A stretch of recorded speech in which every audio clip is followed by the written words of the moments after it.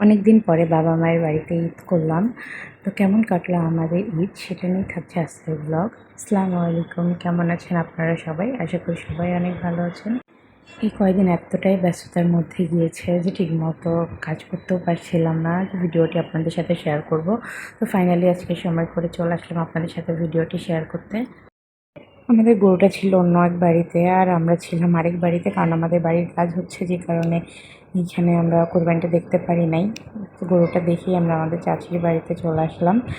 এই তো আমার চাচাতো বোন সে দুলাভাইয়ের সাথে একটু দুষ্টামি করছিল, দুলাভাইয়ের থেকে এসে সালামিও নিচ্ছিল।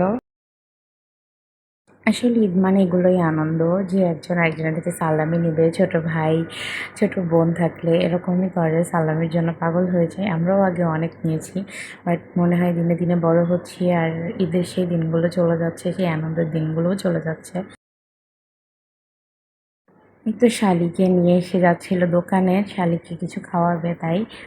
তো এখানে আরিয়ান গরমে তো অস্থির, ও কিছুই জামা কাপড় কিছুই গায়ে রাখতে পারছিল না, এত পরিমাণ গরম ছিল। তাই ওকে শুধুমাত্র একটা স্যান্ডো গেঞ্জি পরিয়ে রেখেছিলাম। দেখতে দেখতে প্রায় বিকেল হয়ে গিয়েছিল। তো এখানে ভাইয়েরা সবাই মাংস কাটছিল, মাংস কাটা প্রায় শেষের দিকে। দেখেন আমার ছোট ভাইয়ের অবস্থা, মনে হচ্ছে পুরো গরুটা সে একাই কেটেছে। এখানে বড় ভাইয়া রিক্সা নিয়ে এসেছে, কারণ মাংসগুলো আমাদের ওই বাড়িতে নিয়ে যাবে। মাংসগুলো উঠাচ্ছিল রিক্সাতে। বাসায় এসে তো দেখি আমার জন্য আরও মেহমান ওয়েট করছে। আমার খালাতো ভাই এসেছে আমার সাথে দেখা করার জন্য, ও 3 বছর পরে বিদেশ থেকে এসেছে। তো অনেকদিন পর দেখা হয়ে ভালোই লাগলো, আমরা সেম এজের বলতে পারেন, ফ্রেন্ডলি সম্পর্ক।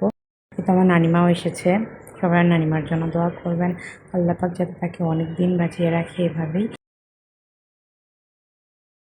তো সবার সাথে দেখা করা শেষে আমাদের একটু বাইরে কাজ ছিল, একটা ইনভাইট ছিল আজকে বিকেলে। তো গেলাম আমার এক ননদের বাসায় দেখা করব। তো রেডি হয়ে আমরা বের হয়ে গেলাম যাওয়ার জন্য।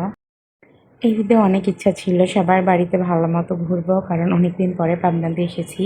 সবাই বারবার বলছিল যাওয়ার জন্য, ঘুরতে যাওয়ার জন্য, কিন্তু আমার এক কাজিনের বিয়ের কারণে আবার ঢাকাতে দ্রুত ব্যাক করতে হবে, যে কারণে আর কি 2 দিন হাতে সময় ছিল। তো ভাবলাম এই 2 দিনেই কী করব না করব, কোথায় যাব। তো সবার সাথে অল্প অল্প করে দেখা করব কিছু সময়ের জন্য।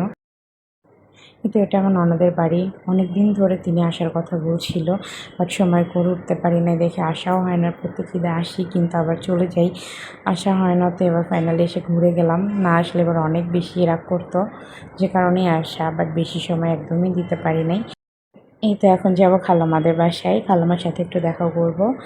এই যে এখানে আমার খালাতো ভাই দুলা ভাই সবাই দাঁড়িয়েছিল, সবার সাথে রাস্তাতে দেখা হয়ে গেল। ওনারা কোথায় যেন গিয়েছিল, আসার পথে আমাদের সাথে দেখা হয়ে যায়। অনেক বছর পরে খালামা, খালাতো বোন, দোলা ভাই সবার সাথে দেখা হয়ে অনেক বেশি ভালো লাগলো। এই বাড়িতে আমার অনেক স্মৃতি আছে, কারণ আমি আগে এই বাড়িতে অনেক এসে থাকতাম, একদমই যেতে ইচ্ছে করতো না এই বাড়ি থেকে। এটা হচ্ছে আমার খালাতো বোনের মেয়ে, ও আমার কাছে আসছিল না কারণ আমাকে ঠিকমতো চিনে না। অনেক কিউট মাশাআল্লাহ। এটা আমার আরেকটা খালাতো বোনের মেয়ে, ওর সাথে আমার ছেলের এতটাই মিল হয়ে যায় যেন দুজন দুজনকে কতদিন ধরে চিনে। দেখেন মাশাআল্লাহ ও অনেক কিউট, চুলগুলা দেখেন কি সুন্দর। তো দুজনকে দেখে মনে হচ্ছিল দুজন আপন মায়ের পেটের ভাই বোন, এতটাই দুজনের মিল ছিল। এটা হচ্ছে আমাদের ফ্যামিলির নতুন একটা সদস্য, এটা আমার খালাতো ভাইয়ের মেয়ে। এটা হচ্ছে আমার খালাম্মা। সবাই আমার খালাম্মার জন্য দোয়া করবেন, আমি যেন প্রত্যেক বছর যেভাবে তার সাথে দেখা করতে পারি, আল্লাহ যেন তাকে সুস্থ রাখে।